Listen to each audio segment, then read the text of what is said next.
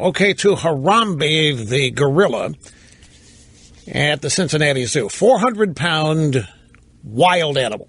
Born in captivity, but gorillas are not domesticated, contrary to what the feminists think.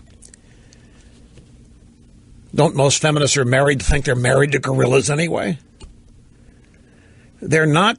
You can't. It's like dragons, folks. You can't tame them. You've seen Game of Thrones. You can't tame a dragon. These are not pets. But we name them. This one's name was Harambe, and I assume we think that he knew his name, and we assume that he probably liked his name. So a 4-year-old child happens to plunge into the alligator pen, or the gorilla pen, the Cincinnati Zoo, before anybody notices it. And in order to save the life, the zoo people made the decision to kill the gorilla. Now, I am totally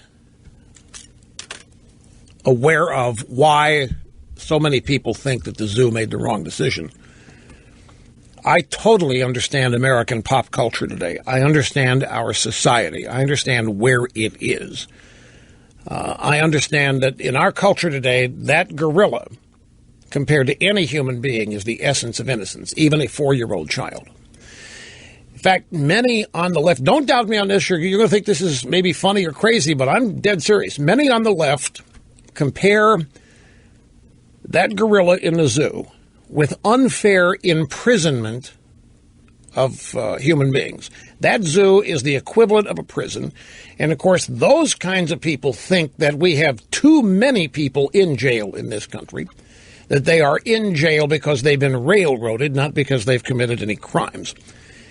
And so that's the first thing. It may not be something that they consciously voice, but it is in their subconscious the way they look at this. I'm talking particularly about leftists. The whole zoo thing is unfair. The whole zoo thing is an example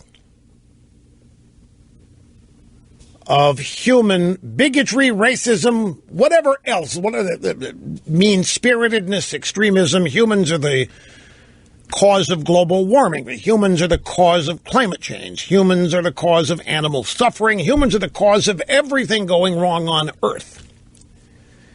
By definition, these people cannot be familiar with Genesis. And if they were, they would disassociate themselves from it. They have absolutely no such training, foundation, or awareness of the primacy of humanity on planet Earth as created by God. Such a mindset does not exist with them. It's the exact opposite. Humanity is the problem. Humanity is not the solution. Humanity causes all this. So a young child falls in. There are stages of video that are produced by people who were there. And the first video, always the one that makes the impression, looky, that gorilla was trying to save that boy. He was trying to pull his pants up even so he wasn't ashamed, nude in that moat. This gorilla was trying to protect that boy. That gorilla, he was a new playmate. Don't forget, America's most prominent exposure to gorillas is with Coco. Coco is a female gorilla who picks NFL games every Friday. Coco uses sign language. Coco has become a human. We humanize all animals, particularly those that we can go watch, maybe even pet, get close to.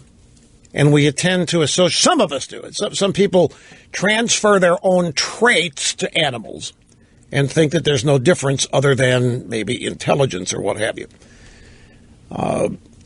But as I looked at it, all it took me one thing to see. That gorilla is 400 pounds.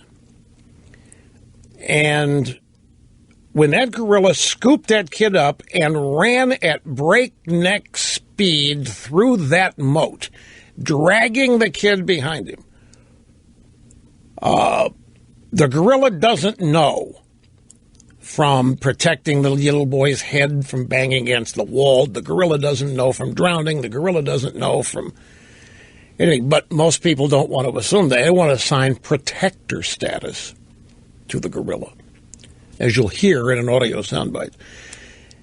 The thing, nobody was going to get that boy out of that gorilla's hands. Nobody was going to be able to walk in there and say, hey, Harambe, hey, bud, hey, you know, we need to take that little toy you just got to just plunge. We need to take it away from you. Right. It was not going to happen. Harambe was not going to deliver the boy somewhere to a zookeeper to take it back to its mother. What's happened? I know he was holding the boy's hand. He sat him up. I know. I know how the pictures look. He was his friend. He was protecting him. He was a new buddy down there. Understand all that.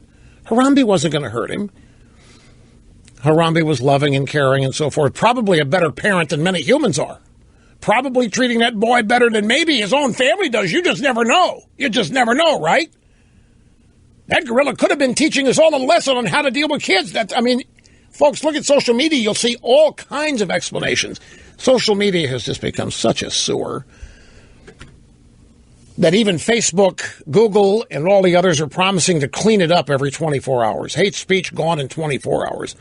You want to bet certain hate speech is going to be applauded. It's going to be strategically placed. That against conservatives. Media lies about conservatives and Republicans will be still featured prominently in trending, you name it.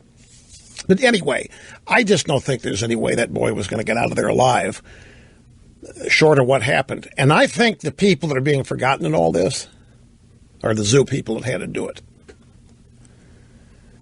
I think in all the agony that's out there today, the people that run that zoo that had to do this are probably feeling the worst of anybody, because that gorilla was part of their lives. The gorilla had a handler.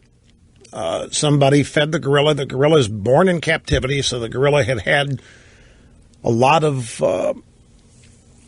contact with people at this zoo, and to have to take the gorilla out to save the boy, they're going to be distressed over this for a long, long time. The people that actually run that zoo and had to make the decision, whoever had to pull the trigger. But it comes down to, what do you value here? Should the boy lose his life because the mother was irresponsible, let him plunge in the first place? The gorilla's life should take primacy because it's the gorilla's home. The gorilla wasn't doing anything to anybody. The gorilla was minding its own business. All of a sudden, this 4-year-old kid falls in there. It's the gorilla's fault. We got to kill a gorilla. Depends on how you value human life versus all other life on the planet. And even, folks, it's so sad. It even had a racial component. Originally, when it was not known what race the child and the parents were, you should have seen some of the comments then. And then it was Black Lives Matter getting involved in all this. And then they found out, no, wait, can't go there, had to back off and go elsewhere. That's the way people on the left look at things is just continually itself insufferable and insulting. But I don't,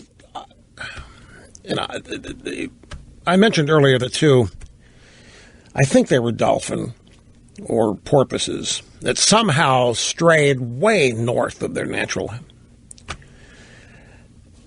Was it New Jersey? No, there was ice. No. This is, way north. We're talking Canada here. There were mammals. They had to surface to be able to breathe. And we were cutting holes in the ice for them to do so. And we were trying to cut holes in the ice in a way that would steer them to safety. If they followed the holes, we were doing everything. And I remember back then, this is in the 90s sometime, and I remember taking calls from people on, why are we wasting all this money? It's a couple of fish, for crying out loud. They got lost, big deal. And I recall the incident, the same thing had happened to a blue whale or something that happened in Sacramento Delta. The thing had gotten screwed up and had swum up from the San Francisco Bay all the way up to the Sacramento Delta area and was running out of salt water. And they were all worried about what to do with it. They were trying to figure out a way to turn it around and go back to where it should be. And I understand back with these two fish, I remember defending the fish. I remember on this program telling people, look, you have to understand why so many people are concerned about this. They've done nothing wrong. They maybe got lost and went a different way, but these animals, compared to all else going on, they're innocent. They're struggling on their own. They're trying to live. It's not like they're a bunch of welfare recipients taking the day off out. They are doing everything they can to survive. So us helping them makes all the sense in the world to me. But I'm telling you, folks, 20 years ago, when that happened, the vast majority of sentiment was not for those dolphin or porpoises, whatever they were. It was people, why are we spending so much money? The military helicopters, we were spending a lot of money breaking the ice, drilling holes, trying to get them out of there. And people thought it was a waste of money. Hey, it happens. It's nature. You know, they went the wrong place to pay the consequences. No, I said, people have to understand their essence of innocence. They're trying to save themselves, and we're trying to help them do that. This situation, here you have a gorilla minding its own business in its own home, not bothering anybody. It had never bothered anybody. And then some mother looks the other way for a while, and her kid plunges into the gorilla pen. And while the gorilla is holding her baby and dragging the baby along and so forth, the mother, Mommy's here! Mommy's here! And people say, Mommy's where? Why isn't Mommy down there trying to get the kid back? Most mommies would be down there doing what they can instead of shouting, Mommy's here, Mommy's here. Nobody was going to get the kid back. And you've heard they didn't want to use tranquilizer. That would have just made the gorilla mad. It would have taken a long time to go into effect, to take effect. And who knows what the gorilla would have done had he gotten mad. So it's an unfortunate circumstance, but they didn't have any other choice. If you wanted to save that child, that was the only way they were going to do it. And I know a lot of people want to believe that whoever Harambe's friends were on the zoo staff could have walked in there, you know, with a plate of food or what have you, or just with good vibes. Hey, Harambe, how are you? You know that thing you have that's not supposed to be here? Hand him over. Whatever they were going to do to get the gorilla to hand over his toy. Go to the audio sound bites. There's not much here, but I want to illustrate. We have, who is this? Where is this? What did I do with this? Oh, here it is, number 15, Ashley Byrne. This was yesterday on CNN's newsroom in the morning. Carol Costello. This is PETA, People for the Ethical Treatment of Animals, senior campaigner Ashley Byrne. Question, do you agree that zoo officials had to kill a gorilla because they say they couldn't take a chance a gorilla would react badly if they shot him with a tranquilizer dart? In many circumstances, gorillas have shown that they can be protective of children or small beings. Frankly, the fact that this gorilla was in the Cincinnati Zoo in the first place, that's the first place that the situation went wrong. Because even under the best circumstances, captivity is never adequate for gorillas and other primates. And in cases like this, we see that it's even deadly. And this tragedy is exactly why PETA urges families to stay away from any facility, zoos, circuses, or otherwise, that displays animals as a sideshow for humans to gawk at. Animals as a side. This woman obviously has not read Genesis, and even if she did, it wouldn't have any impact on her. But human beings travel all over the world to gawk at animals, precisely because they're unusual, they're interesting, some are cute, some are deadly, There's no way human beings are going to not be interested in animals, gawking at them, out on safari, hunting them or what have you. By the way, you know there's another factor in this, Snurdly? A lot of people think that all of us used to be apes. Don't doubt me on this. A lot of people think that all of us used to be gorillas. And they're looking for the missing link out there. The evolution crowd. They think we were originally apes.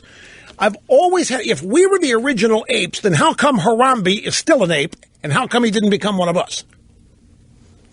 Well, that's why they're looking for the missing link, Mr. Limbaugh. Your question is absurd. Here's one more from Ashley Byrne from PETA. the gorilla's endangered. He was 17 years old. They've had him for quite a long time. He was 17 years old, and reports say that he had a young baby of his own, who, of course, is now without a father. So, again, I think this shows us the tragic side of keeping animals in zoos for our entertainment, that it can go horribly wrong, and that the zoo failed Harambe by taking the risk that something like this could happen.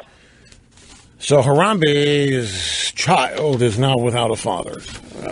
One of the many unfortunate aspects of this. So another busted gorilla home at the Cincinnati Zoo. And you know what happens to those?